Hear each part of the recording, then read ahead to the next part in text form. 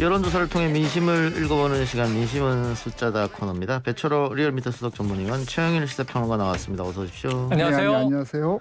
이번 주 국정 지지율과 당 지지율 지난주와 비교해서 어떤지요? 예, 두 가지 동시에 말씀드리겠습니다. 먼저 YTN 리얼미터 의뢰로 지난주 5월 31일 4일 항상 말씀드렸지만 YTN 리얼미터 조사는 지난주 월화수목금 5일이고요. MBS는 금주 월화수 3일 시간을 염두에 두시고 이해해 주시길 바랍니다. 예. YTN 리얼미터 조사 지난주 5일 했었죠. 전국 2,519명 표본오차 차는 플러스 마이너스 2.0%포인트를 보인 조사였는데요. 이 조사에서 국정평가는 전주 대비 1.0%포인트 하락한 38.3, 부정평가는 57.9% 보였고요. 오늘 발표되었죠. MBS 조사 월화수 3일 했고 전국 1,010명, 표본오차는 플러스 마이너스 3.1%포인트를 보인 조사였는데 이 조사에서는 긍정이 40%, 전주보다 2%포인트 하락했고요. 부정은 52%, 1%포인트 하락 각각 보였습니다. 예. 어쨌든 뭐 리얼미터나 MBS나 조금씩 하락한 모습인데 조금 소폭 움직였다 그렇게 예. 말씀드릴 수 있고요. 당 지지율은 어떻습니까? 이어서 이렇게 정당 지지도 말씀드리겠습니다. YTN 리얼미터 조사입니다. 개요는 똑같고요. 국민의힘은 전주 대비 2.4%포인트 상승한 38.0% 보였고요. 더불어민주당 0.8%포인트 하락한 29.7% 보였고요. 오늘 발표한 MBS 조사입니다. 국민의힘 2%포인트 상승한 30%. 더불어민주당 낙폭이 좀 컸습니다. 4%포인트 하락한 27%. 무당층 29%. MBS 조사만 놓고 보자면 민주당은 무당층에 자리를 내어주면서 3당으로 이렇게 빠진 것으로 나타났고요. 좀 정리하자면은 좀 제가 개념을 빌리자면 흔히 주식에서 상승 종목, 하락 종목의 특징을 보면은 하락 종목의 특징이 뭐냐면 호재는 둔감하고 악재는 민감하고 또 상승은 짧고 하락은 길고 지금 민주당의 모습이 전형적으로 좀 그런 모습을 좀 보이고 있고요. 예를 들어서 극단적으로 이렇게 설명드릴 수 있는 것이 지지난주 대통령 평가는 MBS 조사에서 6%포인트 상승을 했지만 예. 민주당은 오히려 1%포인트 하락을 했거든요. 지금 이제 리얼미터 조사나 MBS 조사를 보면은 민주당은 좀 슬라이딩 타고 있는 좀 빠지는 속도나 양상이 좀 악성이다. 좀 좋지 않다. 좀 그렇게 좀 진단 내릴 수 있겠습니다. 예. 지난주 대통령 지지율이 많이 올랐던 것은 아마 한미 정상회담 영향이 있었을 거로 보이는데 과거에는 대통령 지지율이 오르면 당 지지율도 함께 오른 경향이 있었습니다만 최근에는 별개로 간다. 이번에 국민의힘 지지율이 올라간 것은 역시 이준석 영향이다. 그렇죠. 이준석 영향이 핵심인데 전체적으로 보면 오늘까지 이제 ARS 투표까지 마감되지 않습니까? 예. 내일이 전당대회고 발표인데 전체적으로 컨벤션 효과가 굉장히 뜨거워요. 이거는 이제 신진 세력의 혁신을 기대하는 이준석 효과 플러스 또 중진은 중진대로 결집을 하고 있기 때문에 이거는 보수 정당 역사상 전당대회 투표율이 50% 육박이잖아요. 예. 엄청난 일이고 그 컨벤션 효과를 당연히 정당 지지율에서 누리고 있는 것이다. 문제는 내일 이제 누군가 당대표가 세워진 이후에 당내 수습이 어떻게 되느냐에 따라서 후폭풍으로 가느냐 마이너스 효과 아니면 컨벤션 효과를 계속 유지하면서 기대감을 끌고 가느냐 플러스 효과 갈림길에 놓일 걸로 보고요. 민주당은 한동안 반전의 모멘텀이 없어 보이는 게 상당히 암울한 정황입니다. 예, 갈림길 말씀하셨는데 제가 봤을 때는 만일 이준석 후보가 당대표가 되면 첫 번째 난관은 부동산 전수조사라고 봤거든요. 그렇습니다. 근데 오늘 당이 먼저 결정을 해버렸어요. 결정했어요. 네. 그럼 만일 새로운 당대표한테 넘겨서 새로운 당대표가 자신이 다 책임을 안고 딱 결정하는 상황으로 갔으면 그렇죠. 컨벤션 효과를 누릴 수 있었을 텐데 그게 조금 할 때는 당이 할 때는 오늘 결정한 거고 그 민주당 부동산 투기 의혹 연루 12명은 출당 조치 민심은 어떻게 움직일까요? 그러니까 저는 잘했다고 봐요. 민주당은 다른 수는 없어요. 읍참마속을 한 것은 옳았다 이렇게 보는 입장인데 의외로 의원들의 반발이 저항이 거셉니다. 사실은 이게 국민권익위에 의뢰해서 나온 결과고 민주당은 그 자료를 조사하는 데 참여한 건 아니잖아요. 예. 그 지도부가 그대로 그냥 일단은 당을 나가서 결백을 증명하면 명예롭게 돌아오시오. 그리고 이게 탈당 권유가 징계는 아니다. 이렇게 밝혔어요.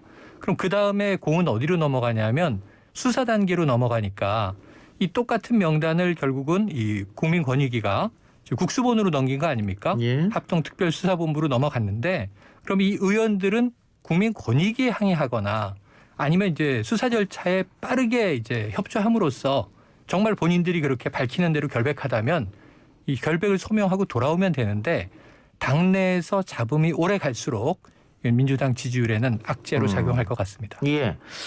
자, 지금 민주당으로서는 굉장히 뼈아픈 게 지난 재보궐선거 이후로 그동안 텃밭이라고 불렸던 서울에서 국민의힘이 뒤진다는 거거든요. 네, 그렇죠. 이게 당분간 회복할 기미가 보이진 않아요. 어떻게 보세요? 이게 뭐 그 넘어진 자리에서 일어나야 된다고. 결국 지난 그 재보선 뭐 별로 한 2달밖에 안 됐지만은 가장 크게 이제 영향 요인을 받았다는 것이 이제 부동산 이슈인데요. 예. 사실 부동산 이슈가 그 특성이 뭐냐면 단기간에 회복 내지는 실적을 보이기가 그렇죠. 참 답답하다는 거죠. 이제 이게 예. 그렇다고 해서 대정요법으로만 가다가는 오히려 이제 안에서 이제 자중질환만 일으키기 때문에 예. 사실 이것은 좀 시간을 요하는 좀 그런 성격의 이슈다. 그렇게 말씀드릴 수 있습니다. 알겠습니다. 자, 차기 대선 주자 지지로 넘어가죠. 이번 주 대선 주자 선호도 흐름은 어떻습니까? 이번 주 대선 주자 흐름을 제가 한마디로 좀 정리하자 뭐 워딩을 붙여봤어요. 드디어. 예. 드디어가 왜 드디어라는지 이제 뭐 반은 아시고 이제 반은 그 시청자들분들 뭐냐 싶을 텐데 미리 말씀드리자면 드디어 윤석열 전 총장이 나왔다. 야권에서는 또 하나가 여권에서도 드디어가 하나 나온 게 있어요. 예. 뭐냐면 경선 연기론이죠. 예. 이것이 이제 좀 영향을 미친다라고 저는 생각하고 있는데 먼저 오늘 발표된 오마이뉴스 리얼미터 의뢰 조사를 말씀드리겠습니다. 월화 조사였고요. 이 조사에서 적합도에서는 윤석열 전 총장이 35.1%로 2주 전 조사 대비 4.6%포인트 좀 급등이라고 붙여도 뭐 이상치 않은 수준이고요. 이재명 지사 2.4%포인트 빠진 23.1, 이낙연 9.7, 홍준표 4.6 났고요. 오늘 발표된 MBS 조사를 보자면 윤석열 총장, 이재명 지사 24% 각각 동률로 나왔고요. 이낙연 7%, 안철수, 홍준표 각각 3%포인트를 보였습니다. 그래서 정리를 하자면은 결국 이제 그 이재명 지사의 하락이 정체 내지는 좀 소폭 조정 양상을 보이는 것은 결국에 당의 지지 흐름과 무관치 않다라는 게 결국 이제 당 움직임하고 윤석열 총장의 뭐 행복 체계고 또 하나가 뭐냐면 이제 저는 기본소득 논쟁도 있지만은 그보다 더 가뜩이 아까 조금 전에 최영일 평론가님 좋은 말씀 하셨는데 당이 지금 어려운 상황에서 좀 예. 고폭탄 하나가 좀 떨어졌죠. 경선 연기로. 예. 사실 이거는 지난번 최영일 평론가님하고도 이야기했지만은 문자 폭탄하고는 비교할 수 없는 그런 휘발성, 폭발력 또 이제 참전하는 선수들 체급이 다르죠. 예. 전혀 사실 도움이 안 되는 거거든요. 근데 그런 데서 이제 해법 없이 이제 뺑뺑이 도는 모습. 당연히 이제 그 당 지지율이나 후보 지지율 조정을 받는 것은 좀 자연스러운 현상이다. 근데 이것을 어떻게 풀어나갈 건지 송영길 호가 가진 가장 첫 번째 그 난제 숙제는 정책적으로는 부동산이고 당내로 보자면은 이 대선 흐름을 어떻게 정리할 것인지 대선 기획단이 출범을 한다면은 6월 중순 이야기가 있는데 일정 문제가 아마 제일 먼저 의제에 오를 거 이걸 어떻게 풀어나갈 것인지를 지켜보는 것이 이제 민주당 지지층 각 주자들 모두 관심 있는 예. 대목이다. 그렇게 말씀드릴 수 있습니다. 예. 지금 배 위원님 설명처럼 이건 당 지도부가 뭐 안 되면 확실히 안 된다. 경선 연기는 없다라고 해주든가 네. 연기를 하면 연기를 해야 된다고 해주든가 그렇죠. 결단을 내려야 되는데 계속해서 이렇게 피로감만 쌓이고 그러다 보니까 1등주자는 지지율이 빠지고 이런 현상이 벌어진단 말이에요. 그러니까 이게 서로 시너지를 내도 부족한 상황에 마이너스 시너지를 내는 거거든요. 지금 양당 간에 빠른 결단이 필요합니다. 일단 지도부의 입장이 빠르게 나와줘야 되고요. 구체적이어야 되고요. 그다음에 거기에 대해서 각 주자들이 명분을 명확하게 합의하는 과정이 필요하거든요. 예. 그래서 여기에 대해서는 뭔가 근일 내 결정이 내려져야 한다. 질질 끌면 지금 윤석열 피로감을 민주당이 계속 비판하고 있었는데 예. 경선 연기 피로감도 국민들에게 만만치가 않다. 자, 이것을 명심하셔야 되는데 제가 재밌게 보는 건 이번 주간에는 역시 아까 저 배철호 의원이 말씀하신 윤석열이 드디어 나타났다. 예. 예, 저는 윤스타그램 정치를 계속했다고 생각해요. 예. 보여주고 싶은 사진만 사후에 올리는 방식이었다가 이제 내가 리얼타임으로 실시간으로 나타났다. 여기에 방점을 찍었는데 데뷔전 치고는 너무 좀 수줍었어요. 준비되지 않은 모습이라 예. 이런 식으로 기자들 앞에 실시간으로 나타나면 앞으로 조금 걱정인데 하는 생각이 들었어요. 사실은. 그런데 문제는 오늘 또 공보 담당을 정했죠. 예. 조선일보 논설위원 이제 이동훈 의원이 공보 담당이 됐다라고 공식화가 됐는데 특이한 점이에요. 동훈이라는 이름을 굉장히 좋아해요. 이게 뭐 선호가 있나? 혼자. 이게 검찰총장 시절에 이렇게 한동훈 검사장을 또 이제 총회했는데 이동훈 이제 공보 담당이 어떤 활약을 할 것인가 이제 기대가 되는 마당이고 공보 담당 이 메시지가 중요하긴 한데 대권 주자 입장에서 메시지만으로 해결할 수 없는 본인의 임기응변 대응 역량이 굉장히 중요한 시절입니다. 지금의 정치 상황이 기자들의 질문 하나 혹은 뭐 대중의 질문 하나 또는 전문가들의 질문 하나에 굉장히 신중하면서도 뼈 있게 근데 무엇보다도 이제 자신감 있는 답변이 있어야 되는데 지난번에 독립운동가 우당 이회영 선생 기념관 개관식에서는 아까 수줍다고 말씀드렸습니다만 제가 이제 나타났으니까 가는 길을 지켜봐 주십시오라는 메시지로는 이제는 커버가 안 될 상황이에요. 앞으로 어떤 이제 컨텐츠를 하나하나 꺼내는지 지켜봐야 될 상황입니다.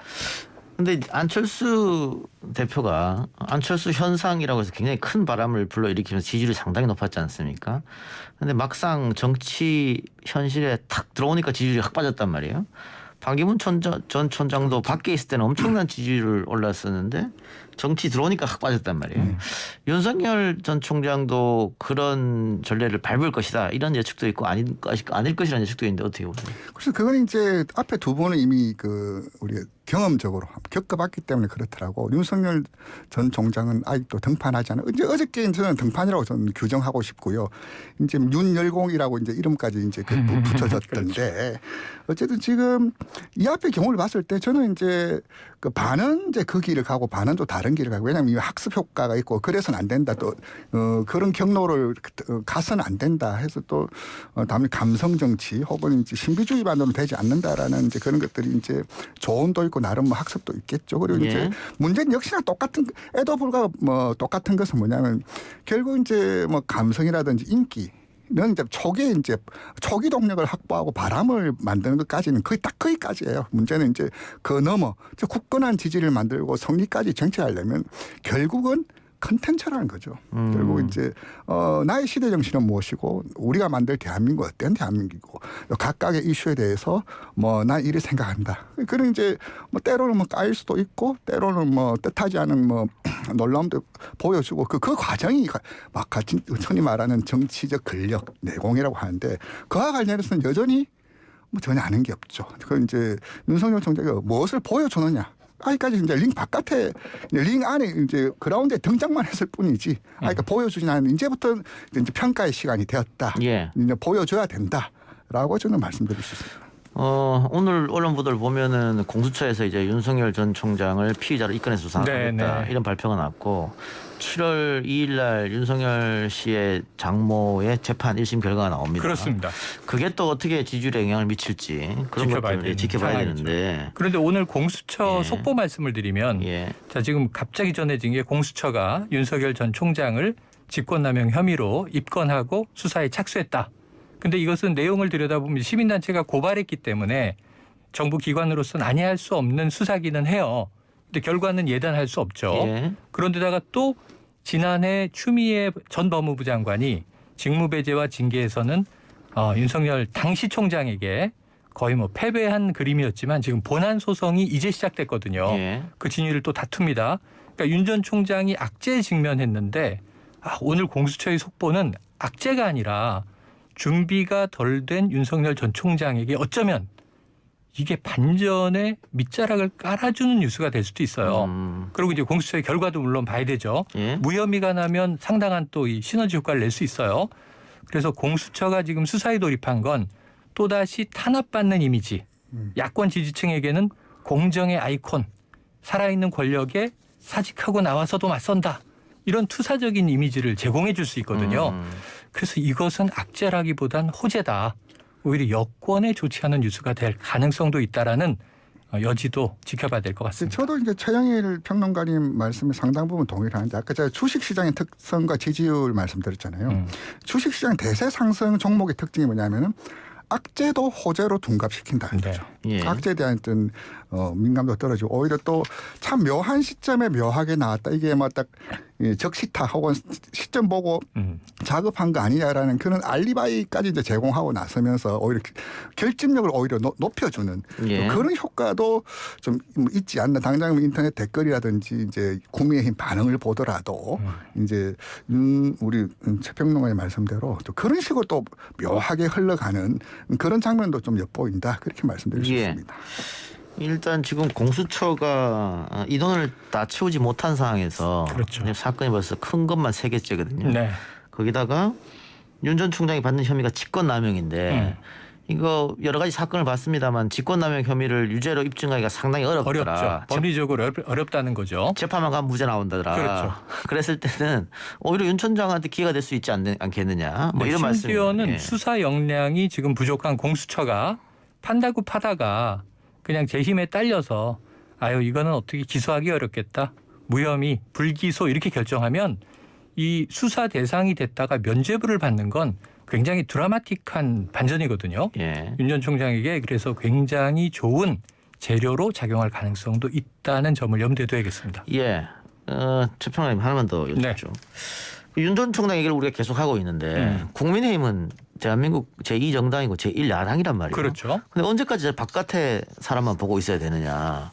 이런 이야기는 당연히 나올 수밖에 없잖아요. 당연합니다. 예, 자당 후보가 지금 안 보이니까. 그래서 지금 일단은 뭐 이 민주당 내에서는 이제 대권 레이스가 드라이브 걸리고 있잖아요. 근데 아직까지 국민의힘은 대권 레이스보다는 당권이 내일 결정되는 게 중요하잖아요. 그러면 내일 이후에 이제 대권 주자를 어떻게 줄 세울 것이냐. 이게 만약에 이준석 후보가 당대표가 되건 다른 중진이 당대표가 되건 가장 큰 숙제가 될 것 같습니다. 근데 만약에 가정컨대 지금 이제 각종 조사에서 우위를 달리는 이준석 후보가 당대표가 됐다. 그럼 윤 전 총장하고 바로 딜이 이루어지면 지금 말씀하신 공백이 해소되겠지만 윤 전 총장이 국민의힘으로 바로 가는 건 부담스럽소이다 하고 만약에 그 시간을 또 끌게 되면 국민의힘은 제1야당으로서는 정말 대권 주자 없는 어찌 보면 이게 무정란의 상황을 오래 가야 되거든요. 이거 굉장히 이제 위험하게 되는 거예요. 그래서 제가 보기에는 이런 식이면은 뭐 이준석 당대표가 가정컨대 대권 주자 반열에 올라갈 수도 있는 거 아니냐. 그냥 혁신을 밀어서 내가 마크롱이 돼 볼까? 이렇게 할 수도 있지 않을까 하는 이제 생각까지 미칠 지경이니까 이건 그만큼 이제 내부에 자원이 없다는 예. 반증이 되겠죠. 네, 뭐 이 후보 같은 경우에는 헌법을 고치지 않으면 안 대통령이 못 나가니까 그런 얘기가 있고요. 홍준표 전 대표가 윤 전 총장보다 빨리 입당하면 또 윤 전 총장 견제하지 않겠어요? 네.